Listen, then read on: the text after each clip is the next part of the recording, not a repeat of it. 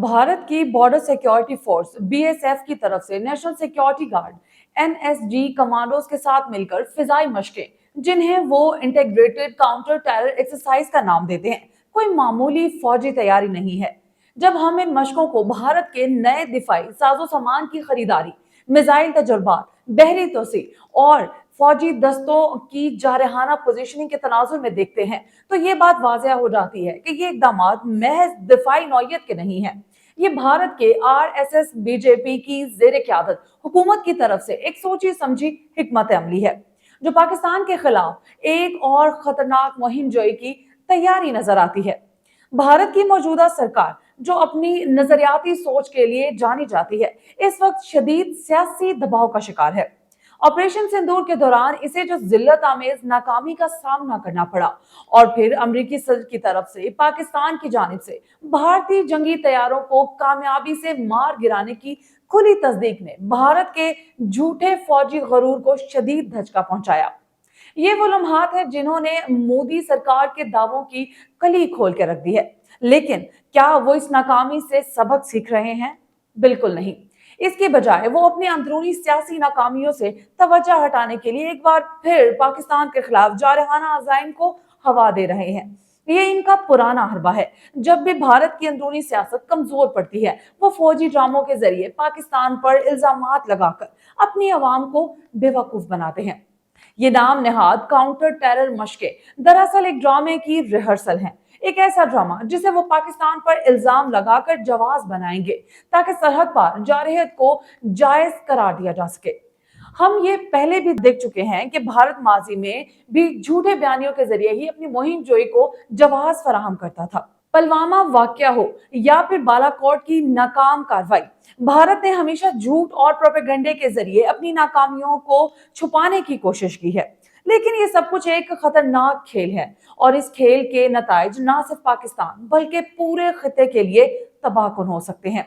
ये पाकिस्तान की कौमी सलामती के लिए एक बराह रास्त खतरा है। भारत की फौजी तैयारियां और इसकी जारहाना पॉलिसियां हमारी सरहदों पर कशीदगी को बढ़ा रही हैं।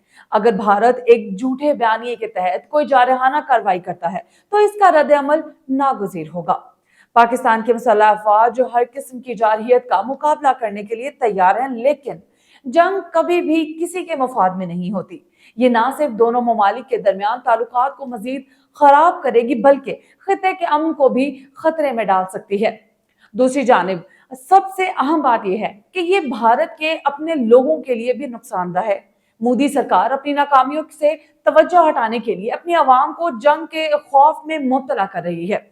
भारत की आवाम को ये समझना होगा कि इसकी हुकूमत इनके मसाइल हल करने की बजाय इन्हें एक ऐसी जंग की तरफ धकेल रही है जो ना सिर्फ गैर जरूरी है बल्कि तबाहकुन भी हो सकती है। यानी कि इस जंग का कोई फायदा नहीं है। दोनों ममालिक को आपस में जंग करने से दोनों ममालिक की आवाम को नुकसान होगा, किसी किस्म का फायदा नहीं होगा। पाकिस्तान और भारत के दरमियान कशीदगी कोई नई बात नहीं है। ये सदियों पुरानी एक रिवायत की तरह ये कशमकश जारी है। ये दोनों ममालिक बरसों से एक दूसरे के साथ तनाव के आलम में रहे हैं, लेकिन इस वक्त जो कुछ हो रहा है वो एक नए और ज्यादा खतरनाक मरहले की तरफ इशारा करता है। भारत की फौजी तैयारियों और इसकी झूठी कहानियों के पीछे एक गहरी साजिश मौजूद है। अगर आलमी बिरादरी ने इस पर तवज्जो ना दी, तो ये खिते के इस्तेहकाम के लिए एक बड़ा खतरा बन सकती है।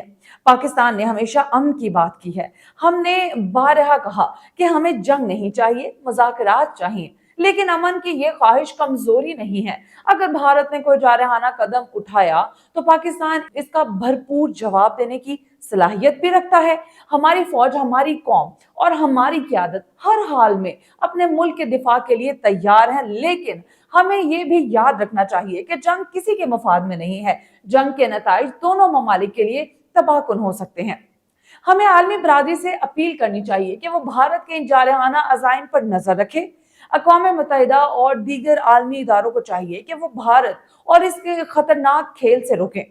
पाकिस्तान एक जिम्मेदार मुल्क है और हम खिते में अमन के ख्वाह हैं, लेकिन अगर हम पर जारहियत मुसल्लत की गई तो हम खामोश नहीं रहेंगे। ये वक्त है कि हम अपनी कौमी यकजहती को मजबूती से थामे रखें।